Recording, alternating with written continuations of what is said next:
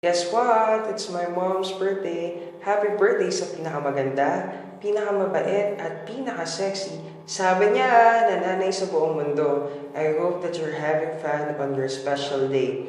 Di mo lang alam kung gano'n na pinagandaan ng birthday na ito.